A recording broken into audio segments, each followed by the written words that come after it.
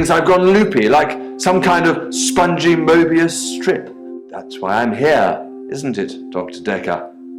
I can see people's dreams. I've set up an experiment. My dad is trying to hurt me. Quantum suicide. Have you heard of it? If I concentrate hard enough, and I know when the person's going to be asleep, I can have the dream with them. Well, let's call him God. He creates this world for his amusement, something he can play with and occasionally alter to suit his mood. It feels like the paintings are watching me.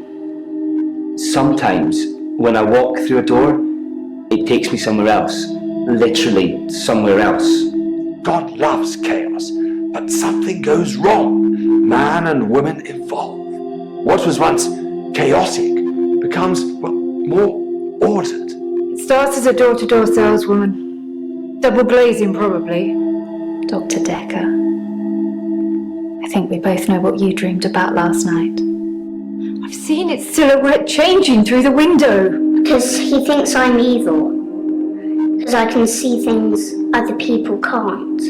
On the basis the central component of our universe is chaos, science can only document a perception of the chaos at any one given moment in time. I did what you said, Doctor. They arrested me. Which means that at any given moment, we can choose to alter our perception of the world, no matter how much chaos that would cause.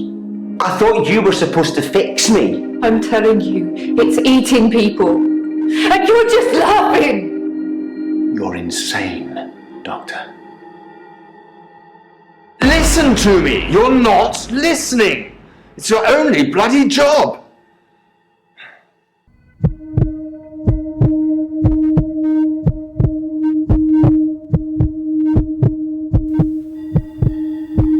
Doctor, you're late.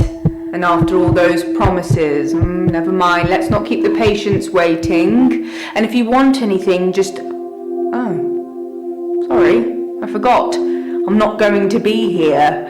The police still have some questions they want to ask about, you know. And then after that, I'm dropping in to see Ben. He's still in shock, and I thought we'd show we cared. We do still care, don't we, Doctor? Good. Anyway, I hope you're all caught up on Dr. Dekker's tapes. I think Mariana is in first, but I'm sure they'll all become a blur by the end of the day. I'll see you later. Or tomorrow. Probably tomorrow. I'll leave it to you then.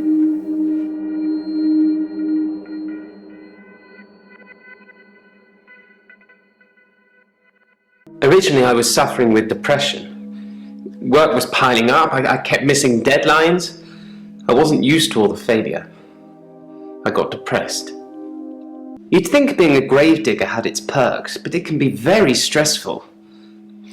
There's a trend going towards burial rather than cremation again, and as well as running out of space, we're running out of competent gravediggers. At least ones that can use a shovel, that is. I'm not feeling anywhere near as depressed as I used to, though. Not since I got the extra hour. At midnight each day, time as you know it freezes. In my world it just slows down to almost a stop. But I don't. I'm free to wander around and do as I please. An hour later, normal reality continues. It's my very own midnight hour. It's a bizarre thing to know you have an extra hour every day. I rarely ever sleep until after midnight now, so I can appreciate the extra time. I get a lot of work done in that time. I'm completely caught up. The depression is no longer an issue.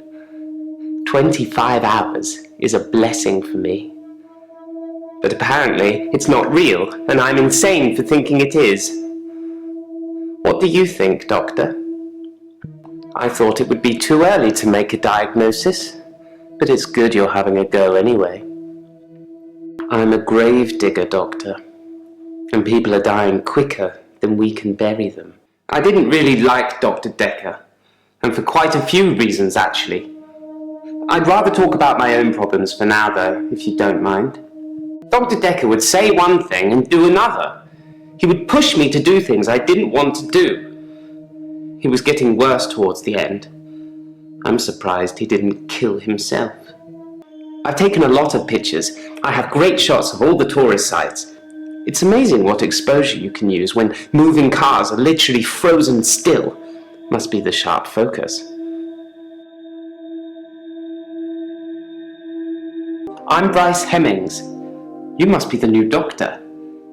Did you know Dr. Dekker? He was an antagonistic psycho. I hope you're not from the same school of thought.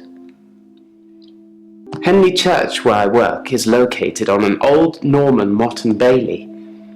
You can't use mechanical diggers or excavators there in case you destroy a relic. I stumbled across a relic myself, an ancient chess piece, a queen, I believe. The best chess piece, the most freedom of movement. But they took it away immediately and proclaimed the whole east side of Henley Church a protected site of archaeological importance, which means we're not allowed to use it until the archaeologists have finished. I wish I hadn't told anyone. Henley Church is relatively small. Well, for the number of bodies they expect us to pack into the ground, it's relatively small. The whole building was once owned by Scientologists, but they handed it back to the community as a tax break, I believe, or they'd finished doing whatever it was they wanted to do with it. I'm not sure I believe in any religion anymore. I used to believe in God, but not anymore. There are too many religions to pick from, don't you think? I'm not sure God would have given a man an extra hour a day, not just a single man. My extra hour is a gift, but sometimes it's a curse. Then we disagree. Have you watched Zeitgeist, Doctor? Some of it is believable, and the part about most religions stemming from the same basic facts. It's more likely that they've all got it wrong than one of them has it right, in my opinion. In the extra hour, I mainly catch up with work. It's a godsend. Sometimes I play chess against myself. It relaxes and strengthens the mind all at once. I like chess. I still play sometimes when I can find an opponent. There's nothing more satisfying than planning scores of moves in advance and then watching things unfold as you saw them. I shouldn't have told anyone about the Queen. Allegedly, Henley Church is located on an old Norman motte and bailey castle. I say allegedly because a relic was found and dated around that century, but the archaeologists haven't found any further proof as yet. Apparently I've gone a little mad. For me, I have 25-hour days. I do like to be in control, but then I suppose most people do. Nobody wants life to carry them along helplessly. Everyone wants to kick against it and make their own way. Do you like to be in control, Doctor? If you like being in control, you'll have a tough time here.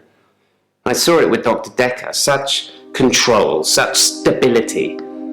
But he unraveled at the end. He couldn't keep control of everything, of everyone. He just set us up like dominoes, but we all toppled in unexpected ways. You'll find it all out in time, Doctor. Just not today.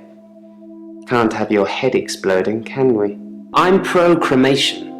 Not just because I don't have to dig a grave. They still need a hole for the interment of ashes. It's more dignified, like you're becoming one with the universe again. Rotting in a wooden box. Even if you turn completely into atoms, how would you escape? Even bits of the universe get lonely, I'd imagine. We're all alone to some extent, don't you think? I don't have any friends, so I suppose that makes me lonely. In the midnight hour, though, I have as many friends as I like. Do you have a favourite celebrity, Doctor? In the hour, I could take a picture of myself with them, like we're the best of friends. He wasn't a good man. I don't know how he could live with himself. Perhaps he couldn't. In the hour, people are pliable. They don't move. But I can move them. As soon as my hour is up, they start moving again, as if nothing has changed at all. Isn't it obvious? I've tried moving them, of course. People are often frozen in the most inconvenient of positions. Yes, Dr. Dekker was murdered. Quelle surprise. Murder does seem a bit harsh, doesn't it? And another grave to dig. I know as much about it as you do. Less, I would imagine. My name is Claire Castleford, and as I'm paying a small fortune for these sessions, I'd expect you to be up to speed, Doctor. The most shocking thing about Dr. Dekker's death is that he didn't bring it upon himself. But then I hadn't known him for a very long time. Perhaps I was wrong about him. Well, according to your predecessor, I'm a delusional psychotic with obsessive tendencies. Oh, and a history of violence. Sounds so cold when you put it like that, though, doesn't it? I don't work. I don't need to. Everything's paid for 100 times over. I'm obsessed with my husband. It's absurd, really. Because he is here. And he shouldn't be. Lucky to be alive. He almost died. My husband is not a well man. We've been having problems for a while now. His health, if you can call it that, has been deteriorating rapidly in the last few weeks. I can't cope with caring for him anymore. David has trouble looking after himself. Sometimes I'll leave the lake house and he's just sitting in the rocking chair on the porch. And when I return the next evening, he's still there, just staring into the stars. He needs help, I know, but I can't hire anybody to care for him. David's not ready for company. I hope to take you to see him one day and you'll see for yourself. Since our altercation, he's become less and less active. His mind's become less and less active too. Such a delightful conversationalist at one time, now more of an enigmatic husk. I tried to hurt David once. That's why I'm here, isn't it? I'm not proud of my behaviour, but I was very angry. It was a private matter though. The police should never have been involved. I stabbed him with a steak knife. Shocking, isn't it? It was a brief moment of temporary insanity. Or temporary clarity, I'm not really sure which. David had been having an affair with his assistant optician, Iris. How predictable. Not just the affair, but an optician named Iris. Iris was David's assistant optician. Not anymore. No, not like that. I didn't kill her or anything. It's just that I changed the optician into a florist after David died. Optometry was his dream, not mine. Being rich has its perks, but honestly, I would give it all up in a heartbeat if it could free me from this madness. I never used to get angry, ever. If you're angry, you're not in control, isn't that right? And it would be very bad for me to lose control. Let's save that for another time, shall we? I'm rich, but I'm not made of money, and I'm fairly sure my time is up. I'm Elin. I'm 25 and I'm a nurse. God, I sound like I'm on one of those dating shows. I work in a nursing home for the elderly. I basically do end-of-life care. I'm not really looking for love at the moment. I'm sort of married to my work, but in a good way. I've known a lot of doctors over the years. Most of them arrogant idiots who think nurses are just there to do their bidding, or worse. Dr. Dekker was different. He had a lot of time for me. He was interested in my problems. I started seeing Dr. Dekker a few months ago. I thought it would be nice to have someone I could talk to about work. It can get a bit stressful sometimes. It can be sad sometimes. I don't like losing a patient, but that's the job. I don't get stressed about it or anything. Terry's one of the other nurses at the home. I don't think she likes me very much. He was a bit offbeat, but yeah, I liked him. But then I like most people. I feel really bad I can't answer your questions. I like animals. Let's talk about that. I love animals, especially cats. I think everyone is either a cat person or a dog person. What are you, Doctor? Dr. Dekker was a dog person. Maybe it's a therapist thing. It's not the job that stresses me. It's the people I work with, the other nurses. They're mean to me. They call me the angel of death. because so many patients have died on my shift. I don't think they mean it. Obviously, it's not my fault. It just seems to happen that way. They're old. People die when they're old. I mean, medically speaking, it's heart failure, or organ failure, or pneumonia. They're all natural causes, though. The usual things: making sure the patients are comfortable, making sure they're not in any pain, and I talk to them. I keep them company. Some of them get pretty frightened about what's coming. Well, those of them that aren't out of it on meds. I comfort them. No, death doesn't scare me. It's probably because I've been around it so much, but I haven't seen anything that's made me feel like it's something to fear. I don't think death is an end. I think it's a doorway to another place. I'm just not sure where. Where do you think we go when we die, Doctor? I don't believe in God, so I can't really claim to believe in heaven. I don't like it when patients are heavily sedated, especially when there are alternatives, like herbal remedies. I mean, imagine if you only had a few days or weeks left to live. Would you want to spend it asleep? Exactly. I feel like it's almost criminal, like you're robbing people of their last moments on earth. You should be able to savour the experience, not sleep your way to death. I'm a qualified herbalist. It's okay, you can laugh. Most people think herbalism is a joke, but I'd much rather help my patients sleep at night with valerian or passion flower than lorazepam, temazepam or zolpidem. 3 last month. 3 the month before that, I think.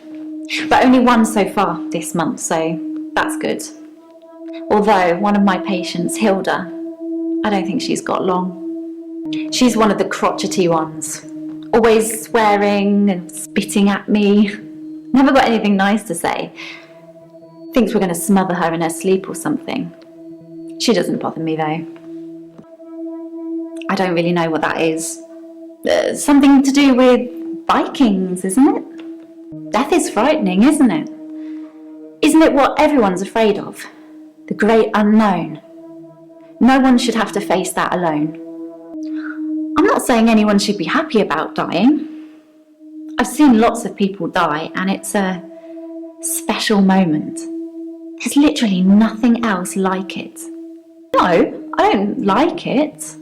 I feel lucky to share that moment with them. To be there with them when it happens. You know what I mean? Oh, well, there you go. You learn something new every day. I think it's terrible what happened to him. So awful. No one deserves to die like that. Yes, I love my job. I love my patients. Even the really crotchety ones, you know? Oh God, you should hear what comes out of their mouths. They're like my children in a way. That sounds weird, doesn't it? I don't have any kids. Maybe I will one day, I don't know. At the moment, all my energy is focused on taking care of my patients. I thought I was stuck in purgatory once, but then I realised I was just watching a really, really bad film. Sorry, I'm terrible at jokes. I'd been seeing him for about 9 months, I think. Apparently it's a Welsh name. I'm not Welsh. My mum's into all that New Age stuff, and I think she thought it would make me seem more interesting. New Age, like auras and healing energy, crystals and all that. It's not really my thing. When someone says afterlife, it just makes me think of wispy figures floating around in a white haze, like you get in those New Age posters. I don't really go for all that. I'm Mariana. Are you feeling okay? I work for myself. I make bracelets from things I find on the beach and sell them online. I spend a lot of time at the beach. It's just way more relaxing than anywhere else. You should come with me one day. I can show you all the sights. It's early days. The business isn't doing that great, but I really enjoy my job, if that helps. You can make a lot of money, or you can have a lot of fun, but you can't usually do both. Dr. Dekker was fine. He had good relationships with his patients, as far as I know. I'm not sure why anyone would want him dead. I've been a patient here for 3 months. Today is my patient birthday. Do I get a cake or something? Well, that's why you're here, isn't it? You've replaced him. He was a good listener. I hope you are. Dr. Dekker could really get inside you. It was, unsettling. But you let him do it. Part of the process, I guess. That's not really helping with my blackouts. I do suffer from blackouts, which is strange, as I can hold my breath for a really long time. But I'm not swimming before I black out. Dr. Dekker thought it was anxiety originally. Then he worked it out. Dr. Dekker thought I had generalized anxiety disorder. GAD? Because of the blackouts. He thought I was breathing badly. Do you think I'm breathing badly? You can check my breathing if you want. Do you want me to lie down? Can you tell just by looking at me?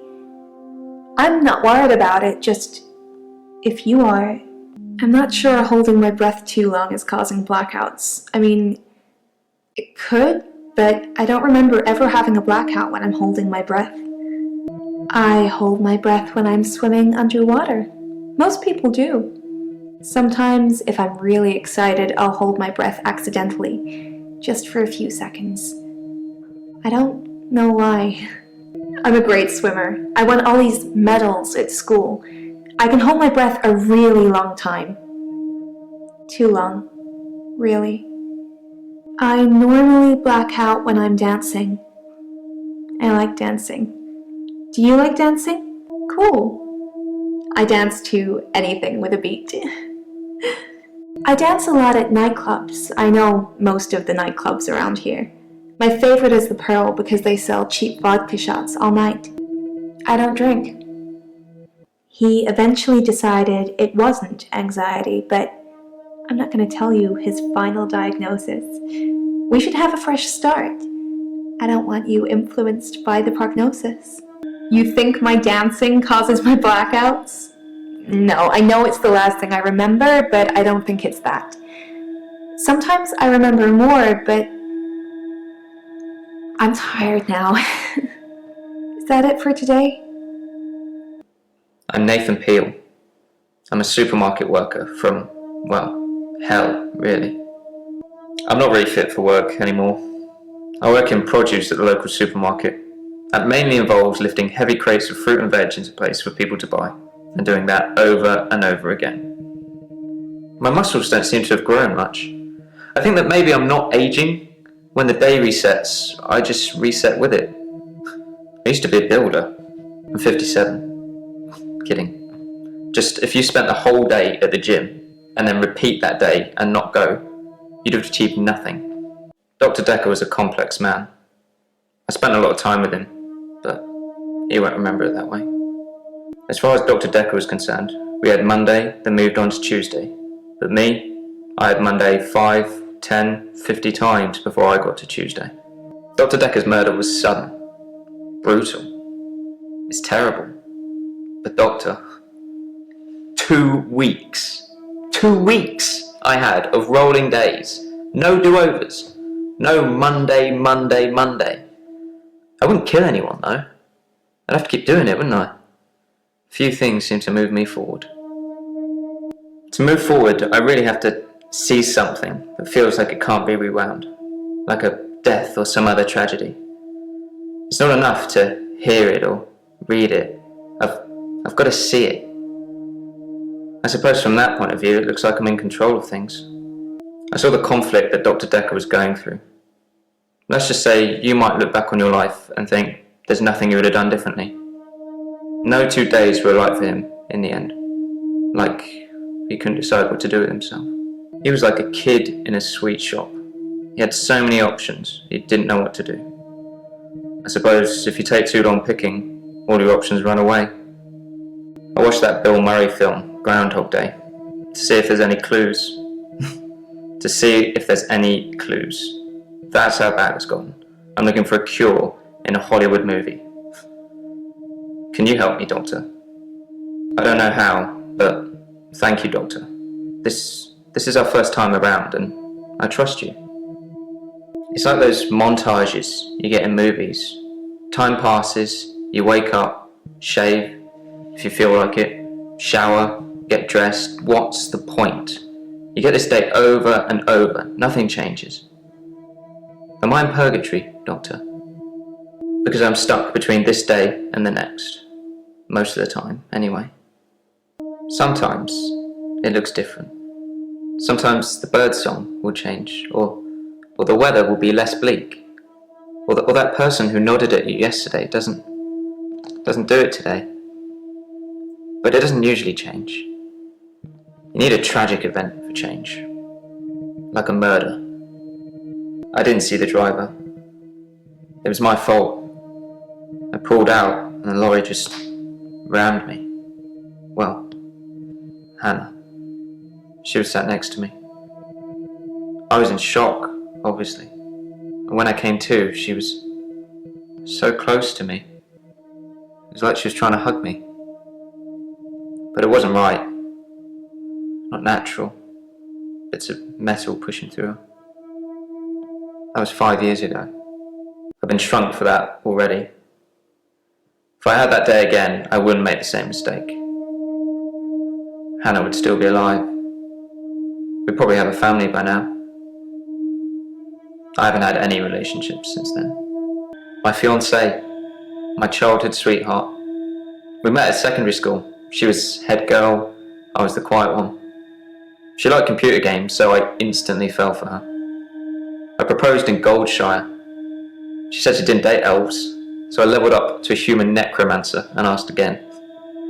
Sorry, it's Warcraft? We spent a lot of time on there. We played World of Warcraft a lot together. I guess it's not the cool thing to do anymore. But we had a lot of memories there. To be honest, it reminds me a lot of life now. The same thing over and over again. Bring me X bunnies to make a stew. Y badger teeth. Rinse, repeat. Maybe I'm just grinding life. I was fine for quite a while after the accident.